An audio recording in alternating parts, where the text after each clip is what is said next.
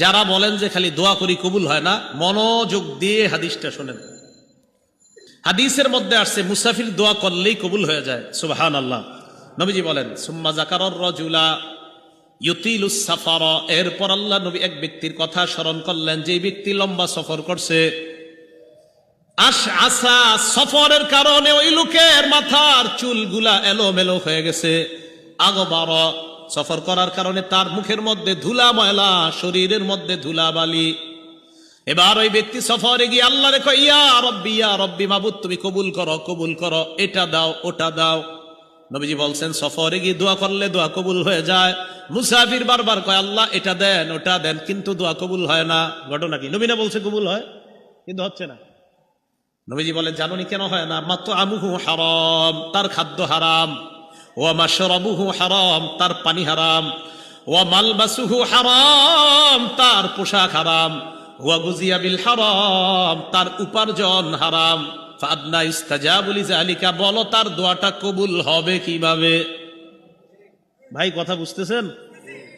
তাহলে আপনি মসজিদে গিয়ে বলতেছেন আল্লাহ একটা সন্তান দেন, আল্লাহ একটা সন্তান দেন, আল্লাহ একটা সন্তান দেন। রসুল বলছে উম্মত তোমার খাদ্য কি হালাল? জি না হুজুর, আমার খাদ্য হারাম। রসুল বলছেন তোমার পানীয় কি হালাল? না, আমার পানীয় হারাম। রসুল বলছেন তোমার পোশাকটা কি হালাল? না, না, আমার পোশাক হারাম। রসুল বলছেন তোমার উপার্জনটা কি হালাল? না, আমার উপার্জন হারাম। তো আপনি খালি বলতে থাকেন আল্লাহ দেন দেন দেন, কাজ হবে না। পোশাক হারাম, খাদ্য হারাম, পানীয় হারাম, হাজারো দোয়া করেন, কবুল হবে না। আগে তো আপনার শর্ত ঠিক রাখতে হবে, আল্লাহ দোয়া কবুল করবেন যদি, তো যদি তো ঠিক নেই, আপনার হালাল যাইতে হবে। আল্লাহ আমাদেরকে বুঝার তৌফিক দান করেন। তাহলে সন্তান এরপরেও হালাল ভাবে চাওয়ার পরেও যদি দোয়া কবুল না হয়, তা আপনি নিশ্চিত থাকবেন যে আপনি হালাল খাদ্য পেটে ঢুকানোর পরে যখন দোয়া করবেন, আপনার দোয়া 3 পদ্ধতির এক পদ্ধতিতে কবুল হয়েই যাবে।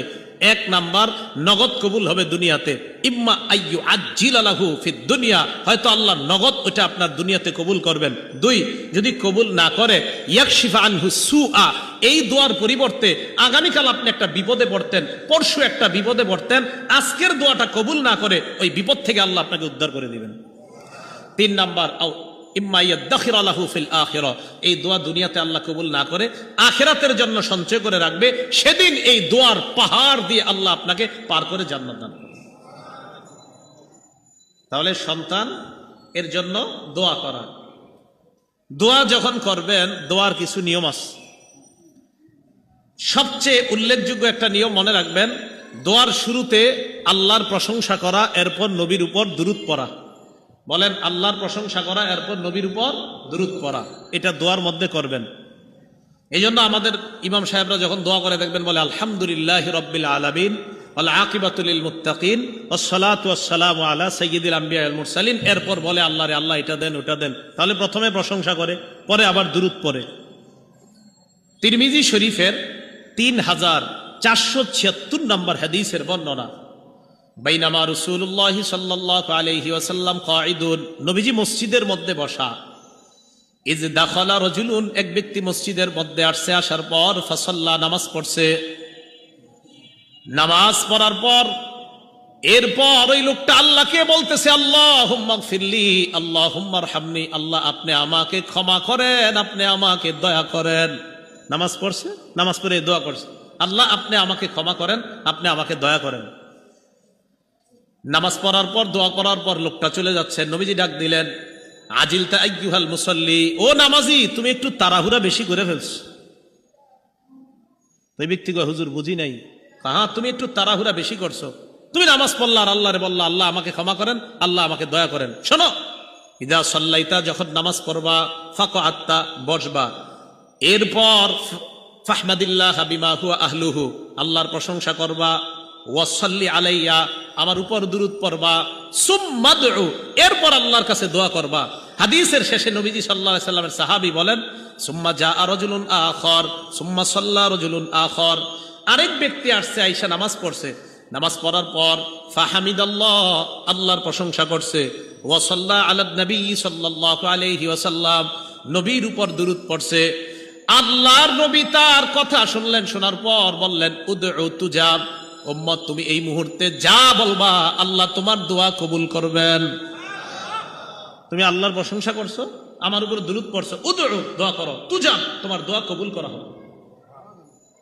এই জন্য সূরা গাফিরের ৬০ নম্বর আয়াতে আল্লাহ বলেন, ওয়াকালা রাব্বুকুম উদউনি আস্তাজিব লাকুম, তোমাদের রব বলেন তোমরা আমার কাছে দোয়া করো, আমি তোমাদের ডাকে সাড়া দিব, আমি তোমাদের দোয়া কবুল করব। আমি তোমাদের ডাকে সাড়া দিব, আমি তোমাদের দোয়া কবুল করব। আল্লাহ আমাদের সকলকে আল্লাহর কাছে চেয়ে নেওয়ার এই যোগ্যতা যেন আমাদের তৈরি হয়, আল্লাহ তৌফিক দান করেন। তাহলে বলেন তো আমরা কার কাছে চাইবো? আল্লাহর কাছে। সন্তান কার কাছে চাইবো? আল্লাহর কাছে। শর্তগুলা কিন্তু পূরণ করেন। হালাল পেটে থাকতে হবে, হালাল উপার্জন থাকতে হবে, হালাল পথে হালাল উপার্জন, হালাল পথে ব্যয়, হালাল পেট খাদ্য পেটের মধ্যে, এই অবস্থায় দোয়া করবেন, অবশ্যই আপনার দোয়া কবুল করা হবে। হযরত ওমর ফারুক রাদিয়াল্লাহু তাআলা আনহুর বর্ণনা, তিরমিজি শরীফের 486 নম্বর বর্ণনা। ওমর ফারুক বলেন, দুনিয়ার মানুষ শোনো, ইন্নাদ দুআ মাওকুফুন বাইনাস সামাই ওয়াল আরদ। একটু দেখেন, তুমি যখন দোয়া করো তোমার দোয়াটা আসমান আর জমিনের মাঝে এইভাবে ঝুলা থাকে। কি হলো এটা? তুমি যখন দোয়া করো আসমান আর জমিনের মাঝে ঝুলে থাকে। কেন? হাত্তা তুসাল্লি আলা নবী সাল্লাল্লাহু আলাইহি ওয়াসাল্লাম, দোয়ার মধ্যে যতক্ষণ নবীর উপর দুরূদ না পড়ো ততক্ষণ এটা ঝুলে থাকে। ওমর ইবনুল খাত্তাব বলেন, তুমি দোয়া করলা, দোয়ার মধ্যে যদি নবীর উপর দুরূদ না পড়ো তোমার দোয়াটা ঝুলে থাকবে। যদি দোয়া কবুল করাইতে চাও, দোয়া যদি উপরে উঠাইতে চাও, আল্লাহর প্রশংসা করবা, নবীর উপর দুরূদ পড়বা, তাহলে তোমার দোয়া অবশ্যই আরশে চলে যাবে। তাহলে আল্লাহর প্রশংসা করা, নবীর উপর দুরূদ পড়া, এইভাবে দোয়া করা। দোয়ার ক্ষেত্রে দ্বিতীয় কথা, দোয়া করবেন এমন ভাবে যে নিজের কোনো অপরাধ থাকলে অপরাধগুলা আল্লাহর কাছে স্বীকার করবেন। আল্লাহ আমি তো এই অপরাধগুলা করছি, এই কারণে কি আপনি আমার উপর নারাজ? মাবুদ মেহেরবানি করে আমারে আপনি মাফ করেন। অপরাধ স্বীকার কইরা আল্লাহরে বললেন। আরে আল্লাহর কাছে স্বীকার করলে তো কেউ শুনতেছে না, আপনি আল্লাহকে বলেন, এটা আল্লাহর কাছে বলবেন। এই জন্য তো আমরা নামাজের শেষ বৈঠকে কি বলি? আল্লাহুম্মা ইন্নী যালামতু নাফসি যুলমান কাসীরা। আল্লাহ আমি নিজের উপর অনেক জুলুম করছি, আমি স্বীকার করতেছি মাওলা এত জুলুম করছি মাবুদ। আল্লাহ লা ইয়াগফিরুয যুনুবা ইল্লা আনতা, আল্লাহ আপনি ছাড়া আমার এই গুনাহ মাফ করার কেউ নাই। ফাগফিরলি মাগফিরাতাম মিন ইনদিকা, আল্লাহ আপনার পক্ষ থেকে স্পেশাল ক্ষমা আমাকে করে দেন। সুবহানাল্লাহ। ওয়ারহামনি, আমাকে দয়া করেন। ইন্নাকা আনতাল গফুরুর রহিম, আপনি ক্ষমাশীল, আপনি দয়ালু। তাহলে 2 নাম্বার, দোয়া যখন করবেন আপনার অপরাধ টপরাধ যা আছে এগুলা স্বীকার করে আল্লাহরে বলবেন, আল্লাহ আমি ওই অপরাধগুলা করছি, স্বীকার করতেছি, মাবুদ আপনি আমার উপর অসন্তুষ্ট হয়েন না, আল্লাহ আমারে মাফ করে দেন। আল্লাহ আমাকে ক্ষমা করে দিয়ে, দীর্ঘদিন যাবত আমাদের সন্তান হচ্ছে না, আল্লাহ হয়তো ওই অপরাধের কারণে কি আপনি নাখুশ হয়ে আছেন কিনা, আল্লাহ অপরাধগুলা ক্ষমা করে দেন, আমাদের সন্তানের ব্যবস্থা করে দেন। এই গেল 2 নাম্বার। 3 নাম্বার আত-তাদাররু, কাকুতি মিনতি করে আল্লাহর কাছে দোয়া করা। কি বলবে? কাকুতি মিনতি, আল্লাহ দেন দেন, এইভাবে কাকুতি মিনতি করে আল্লাহর কাছে যেইভাবে পারেন দোয়া করা, যেন আপনাকে দেখলে মনে হচ্ছে আপনি অসহায়ের মতো আল্লাহর কাছে কি যেন বলতেছেন। কাকুতি মিনতি করে দোয়া করা।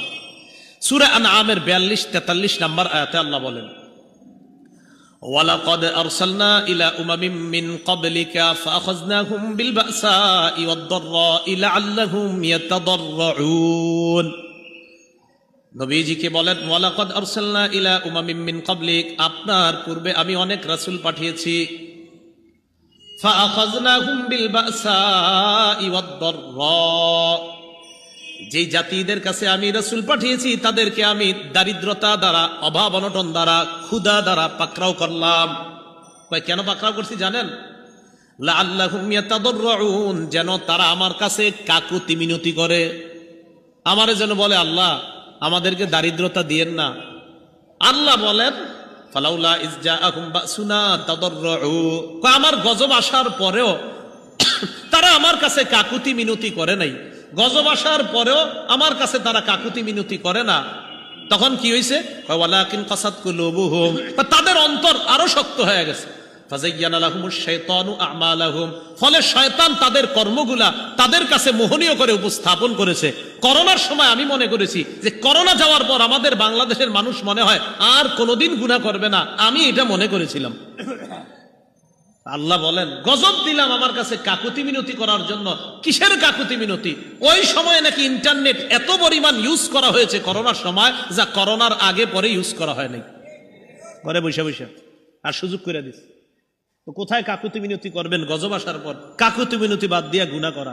আল্লাহ বলে গজব দিলাম আমার কাছে কান্না করো, কাকুতি মিনতি করো। এরা কয় না, আমাদের অন্তর শক্ত, আপনি করোনা না আরো কিছু দেন, কানবো না। ভাবসাব এমন। কাকুতি মিনতি করা ৩ নাম্বার। তো এইভাবে আল্লাহর কাছে বলা। আল্লাহ পাক রব্বুল আলামিন বলেন সূরা আরাফের ৫৫ নাম্বার আয়াতে, উদউ রাব্বাকুম তাদাররুআন ওয়া খুফিয়া, তোমরা তোমাদের রবকে ডাকো কাকুতি মিনতি করে এবং গোপনে। মসজিদের এক কোনায় বসে যান মিয়া, সব মুসল্লিরা বের হওয়ার পর আস্তে ধীরে আল্লাহর কাছে আপনি বলতে থাকেন। আস্তেই বলেন, কোনো সমস্যা নাই। আল্লাহকে আস্তে বললেও আল্লাহ শোনেন। সহিহ বুখারীর ২৯৯২ নম্বর হাদিসের বর্ণনা, রাসূলের সাহাবী আবু মুসা আশআরী রাদিয়াল্লাহু তাআলা আনহু বলেন, কুন্না মা রাসূলিল্লাহি সাল্লাল্লাহু আলাইহি ওয়াসাল্লাম ফি সাফার, নবীজির সাথে এক সফরে ছিলাম আমরা। কুন্না ইদা আশরাফনা আলা ওয়াদ, আমরা যখন উঁচু জায়গায় আরোহণ করতাম, হাল্লালনা ওয়া কাব্বারনা, আমরা লা ইলাহা ইল্লাল্লাহ বলতাম আর বলতাম আল্লাহু আকবার। হাত্তা ইরতাফাত আসওয়াতুনা, আমাদের আওয়াজগুলা মাঝে মাঝে বেশি হয়ে যাইত। লা ইলাহা ইল্লাল্লাহর আওয়াজ আর আল্লাহু আকবারের আওয়াজ খুব বেশি হয়ে যাইত মাঝে মাঝে। নবীজি আমাদেরকে বলতেন, ইরবাউ আলা আনফুসিকুম, এই নিজেদের প্রতি একটু সদয় হও। ইন্নাকুম লা তাদউনা আসাম্মা ওয়ালা গায়িবা, আরে তোমরা যে রবকে ডাকতেছো সেই রব বধির না যে ওনারে জোরে বইলা শোনাইতে হবে। উনি বধির না, উনি শোনেন। ওয়ালা গায়িবান, উনি অনুপস্থিত না। ইন্নাহু মাআকুম, ওই রব তোমার সাথেই আছেন। ইন্নাহু সামিউন করিব। আপনি মসজিদের এক কোনায় বৈশা এই আস্তে ধীরে কাকুতি মিনতি করে কর, আরে বলতে থাকেন, প্রতিদিন বলতে থাকেন, আর সন্তান হবে আপনার। বলতে থাকেন বারবার। আরে বলেন না, আস্তে ধীরে বসে বসে বলেন, আল্লাহ আপনি ছাড়া কই যাবো, এইভাবে আল্লাহরে বলেন। আল্লাহ আপনার কথা শুনবে না তো কারটা শুনবে? এগুলো ৩ নাম্বার, কাকুতি মিনতি করে আল্লাহর কাছে চান। ৪ নাম্বার, দৃঢ় প্রতিজ্ঞা নিয়ে চাবেন, না আমাকে দিবেই আল্লাহ। দৃঢ় প্রতিজ্ঞা ৪ নাম্বার, আমাকে দিবেন, আমার রব আমাকে দিবেনি, এই প্রতিজ্ঞা করা, এটা ৪ নাম্বার। সহিহ বুখারীর বর্ণনা ৬৩৩৯ নাম্বার হাদিসের বর্ণনা। ক্বালা রাসূলুল্লাহ সাল্লাল্লাহু আলাইহি ওয়াসাল্লাম, নবীজি সাল্লাল্লাহু আলাইহি ওয়াসাল্লাম বলেন, লা ইয়াকুলান্না আহাদুকুম, তোমাদের কেউ যেন এইভাবে দোয়া না করে। কিভাবে? আল্লাহুম্মা গফিরলি ওয়ারহামনি ইন শিতা, আল্লাহ আপনি আমাকে মাফ করেন, আপনি আমাকে দয়া করেন যদি আপনি চান।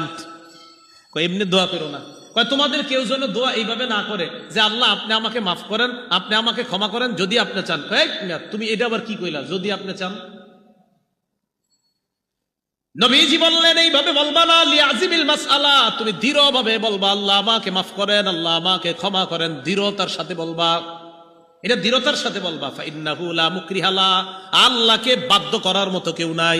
তুমি যে আল্লাহরে বললা আল্লাহ আপনার মন চাইলে মাফ করেন, আল্লাহরে কি তুমি বাধ্য করতে চাও যে মন চাক আর না চাক? এটা কেমন শব্দ বললা? এই শব্দ আল্লাহকে কখনো বলবা না। আল্লাহ মাফ করেন, আল্লাহ ক্ষমা করেন, একিন রাখবা আমার রব আমাকে মাফ করবেনি, আমার রব আমাকে ক্ষমা করবেনি। আপনি আস্তে ধীরে কাকুতি মিনতি করে মসজিদের কোনায় বসে বলেন, আল্লাহ সন্তান হচ্ছে না, সন্তান দেন। মা বোনরা যারা আছেন ঘরে এক জায়গায় বসেন, বৈশা আল্লাহরে বলেন, আল্লাহ বিয়ে হলো 10 বছর সন্তান হয় না, আল্লাহ আপনি দেন, আপনি ছাড়া তো সন্তান কেউ দিতে পারে না, মাবুদ কোথায় যাব, আল্লাহ আপনি দেন। দৃঢ় প্রতিজ্ঞা রাখবেন যে আমার রব আমাকে সন্তান দিবেনি। জাকারিয়া নবীকে বৃদ্ধ বয়সে দিলেন, ইব্রাহিম নবীকে বৃদ্ধ বয়সে দিলেন, আপনাদের তো বয়স এখনো 30 বার হয় নাই। রাসূল সাল্লাল্লাহু আলাইহি সাল্লাম বললেন আল্লাহর কাছে চাইতে হবে কিভাবে বলেন তো? দৃঢ় প্রতিজ্ঞা, না আমার রব আমাকে দিবেন। 5 নাম্বার, পিরাপিরি করা। পিরাপিরি মানে কারে কয়? পিরাপিরি আবার কারে কয় দেখেন, একটু বুঝেন আবার। আল্লাহ দেন দেন দেন, আল্লাহ দেন, আল্লাহ আপনি দেন, আপনি দেন, আপনি না দিলে কে দিবে? আল্লাহ আপনি দেন দেন, এইভাবে বলা, এটারে পিরাপিরি।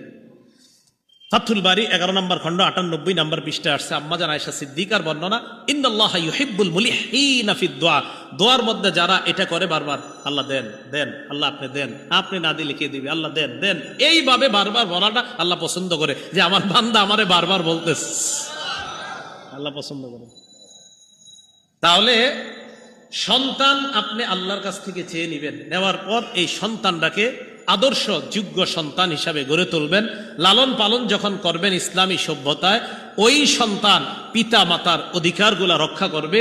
ওই সন্তান কখনো তার মা বাবাকে বৃদ্ধাশ্রমে রেখে আসবে না, মা বাবাকে কষ্ট দিবে না, বরং ওই সন্তান মনে করবে আমার মা বাবা আমার জান্নাত, আমার মা বাবাই আমার জাহান্নাম। যদি তাদের প্রতি সদাচরণ করি তাহলে জান্নাত সহজ, যদি তাদের প্রতি আমি বেয়াদবি অসদাচরণ করি তাহলে জাহান্নামও সহজ।